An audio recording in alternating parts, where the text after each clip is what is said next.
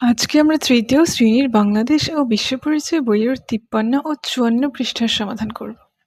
অধ্যায় ৬, পরিবার ও বিদ্যালয়ে শিশুর ভূমিকা। উপরের ছবি দুটি পর্যবেক্ষণ করে নিচের প্রশ্নগুলোর উত্তর বলি। ১ নং ছবিতে কে কি করছে? ছবিতে পরিবারের দুজন বড় সদস্য একটি শিশুর পরিচর্যা করছে। কেন করছে?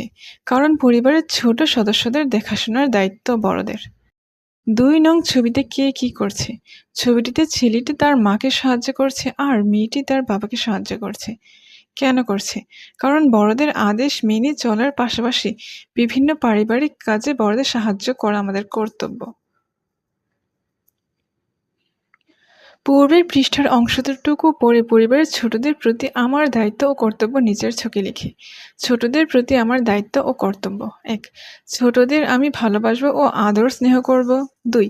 ছোটদের খাবার খেতে সাহায্য করব। ৩. তাদের সাথে গল্প করব ও তাদের খেলতে নিয়ে যাব। বড়দের প্রতি আমার দায়িত্ব ও কর্তব্য। বড়দের সম্মান ও শ্রদ্ধা করব, তাদের সাধ্যমতো সাহায্য করব, তাদের আদেশ ও নির্দেশ মেনে চলব।